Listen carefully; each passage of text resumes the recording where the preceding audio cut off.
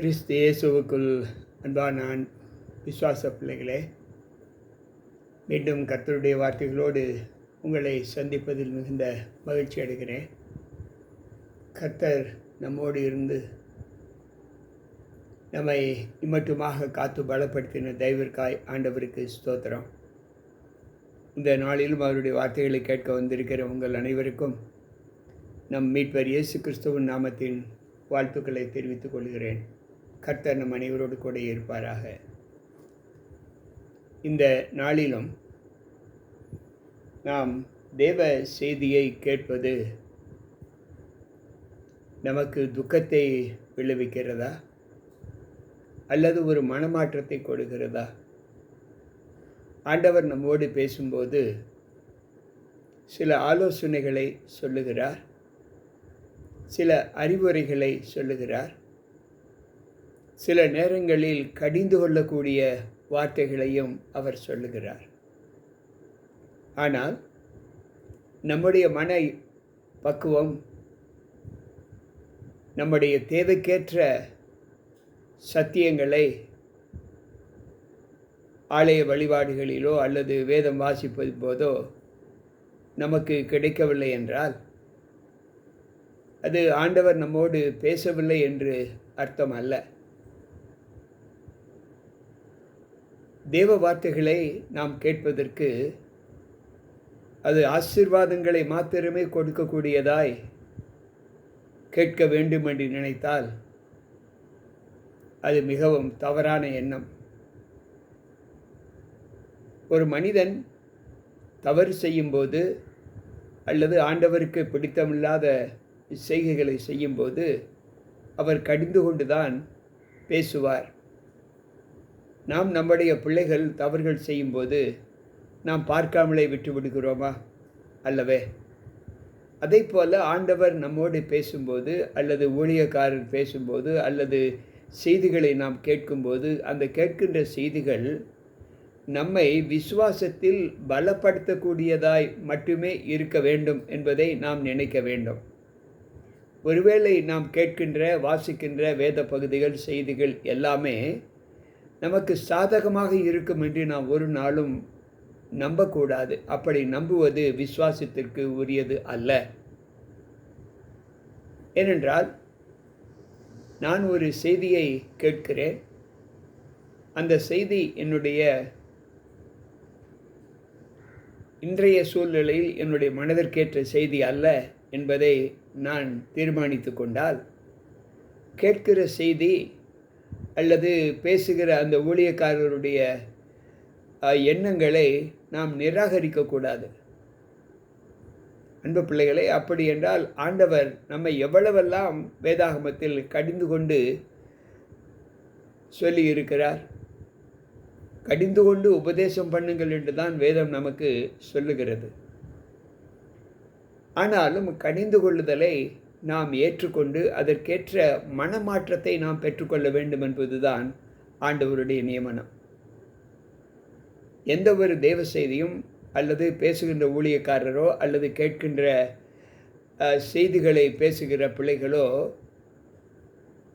தாக்கி பேசுவதோ அல்லது ஒருவரை மன அழுத்தத்தோடு இருக்கிற அவர்களுக்கு மீண்டும் துக்கத்தை கொடுக்கக்கூடிய செய்தி சொல்லுவது ஊழியக்காரருடைய கடமையும் அல்ல. அப்படி யாரும் பெரும்பாலும் பேசவும் மாட்டார்கள். ஆனால் கேட்கிற நாம் தான் அதில் பக்குவப்பட வேண்டும். நம்முடைய தேவைகளை பூர்த்தி செய்வதற்கு ஆண்டவர் நமக்கு பலன் கொடுத்திருக்கிறார். கையின் பிரயாசங்களை ஆசீர்வதிப்பேன் என்று சொல்லி இருக்கிறார்.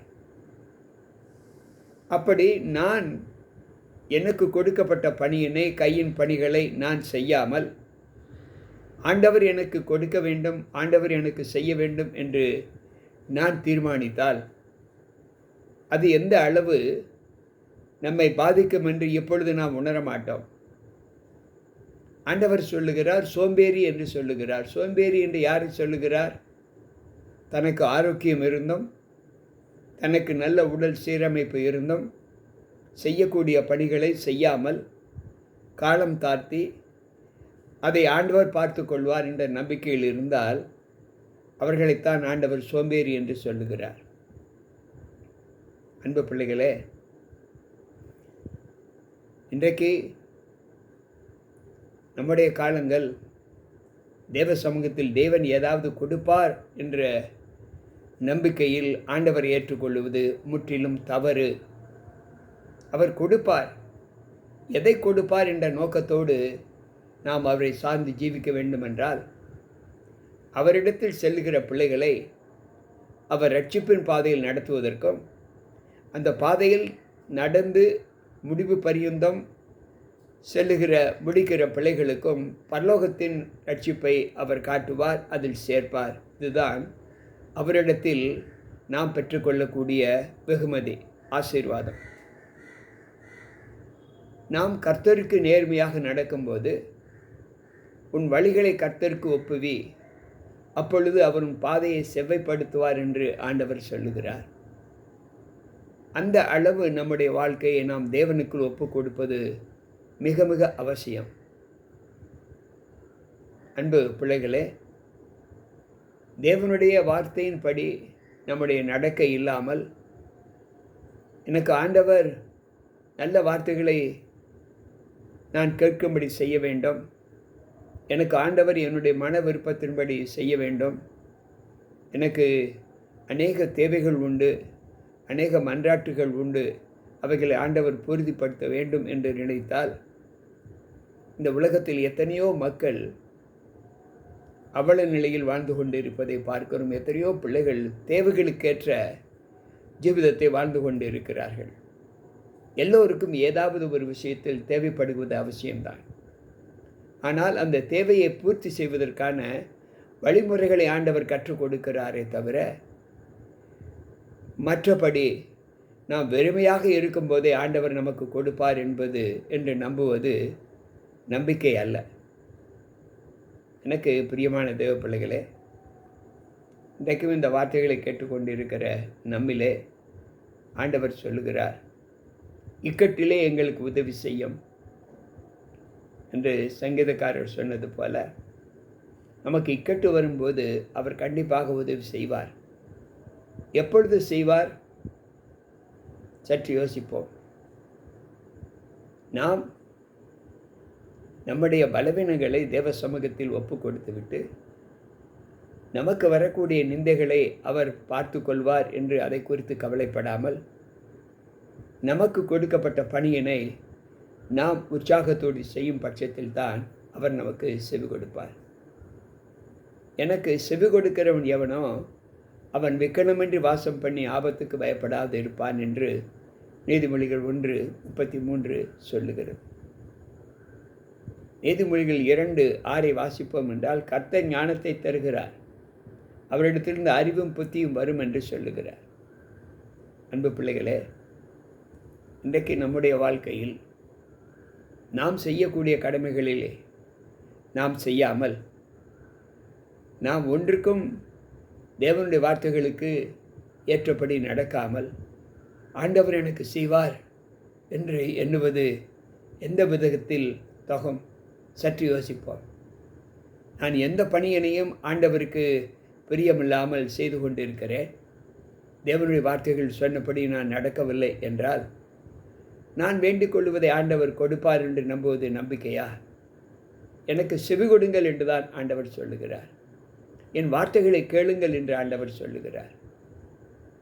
அன்பு பிள்ளைகளே, கடிந்து கொள்ளுதலை வெறுப்பது மரணத்தை விரும்புவதற்கு சமம் என்றுதான் வேதம் நமக்கு கற்றுக் கொடுக்கிறது. இந்த நாளில் நம்மை காட்டிலும் எத்தனையோ ஏழை எளிய மக்கள் இந்த உலகத்தில் தங்குவதற்கும் சாப்பிடுவதற்கும் வசதி இல்லாத ஒரு வாழ்க்கையை வாழ்ந்து கொண்டிருப்பதை நாம் பார்க்கிறோம். ஆனால் இன்றைக்கு நம்முடைய மானம் காக்கப்படுவதற்கு ஆண்டவர் நமக்கு உடைகளை கொடுத்திருக்கிறார்.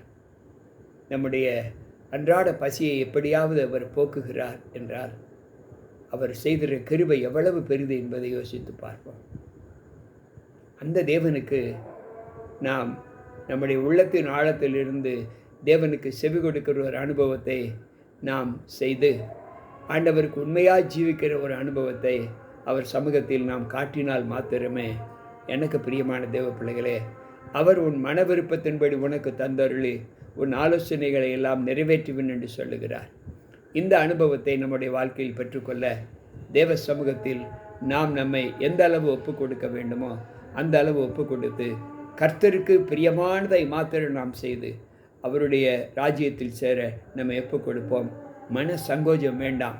கர்த்தர் பேசுகிறார். யாரையும் வருத்தப்படுத்தக்கூடிய அளவிற்கு வேதவசனம் நமக்கு சொல்லவில்லை. நாம் யாரையும் வருத்தப்படுத்தக்கூடிய பிள்ளைகளும் அல்ல. தவறுகள் செய்யும்போது கண்டிப்பு அவசியம். திருத்திக் கொள்வதற்குத்தான் நாம் மனம் மாற வேண்டுமே தவிர வேறு ஒன்றுக்கும் இல்லை என்பதை ஆண்டவர் நமக்கு கற்றுக் கொடுக்கிறார். எனவே சமாதானத்தோடு தேவ சமூகத்தில் சேர்ந்து அவர் கொடுப்பார். அவருடைய சித்தம் எப்பொழுதோ அப்படித்தான் அந்த வேளையில் தான் அவர் கொடுப்பார். கர்த்தர் சகலத்தையும் அதன் காலங்களில் நேர்த்தியாய் நடத்துகிறார் என்றுதான் வேதம் நமக்கு கற்றுக் கொடுக்கிறது. எனவே அவர் காலம் வரும் வரை நாம் காத்திருப்போம். கர்த்தர் நம்முடைய தேவைகள் நிச்சயமாக பூர்த்தி செய்வார். சமாதானத்தோடு தேவனை துதிப்போம். கர்த்தர் நம்மோடு இருப்பாராக. ஜெபிப்போம். அன்பு ஆண்டவரே, உம்முடைய வார்த்தைகளை கேட்டுக்கொண்டிருக்கிற எங்கள் ஒவ்வொருவருக்குள்ளும் உம்முடைய கிருபை தங்கி, நீர் பெரியவர், நீர் நல்லவர், நீர் உண்மையுள்ளவர், நீர் ரட்சிப்பின் தேவன், நீர் பாரபட்சமற்றவர், நீர் ஏழைகளை தாழ்த்தி உயர்ந்தவர்களை உயர்த்துகிற தேவன் அல்ல. எல்லோருக்கும் ஆண்டவரே சமவிகிதமாக நீர் பாதுகாவலையும் ரட்சிப்பையும் கொடுக்கிற தேவன். ஆவியானவர் நீர் தாமே இன்றைக்கு வந்திருக்கிற எங்கள் உள்ளத்தை கர்த்தர் மாற்றி நாங்கள் உம்முடைய சமூகத்தில் உண்மையுத்தமாய் ஜீவிக்க உம்முடைய வார்த்தைகளை கேட்டு அதன்படி நடப்பதற்கான பலத்தை எங்களுக்கு தந்தரல கர்த்தர் நீர் கிருபை செய்யும். காத்துக்கொள்ளும். மீட்பர் இயேசு கிறிஸ்துவின் நாமத்தில் ஜெபிக்கிறேன் நல்ல பிதாவே. ஆமென். அன்பு பிள்ளைகளே, மீண்டும் கர்த்தருடைய வார்த்தைகளோடு நாளை சந்திப்போம். உங்கள் போதகர் ஜி.கே. ராபர்ட். கர்த்தர் நம்மோடு இருப்பாராக. ஆமென்.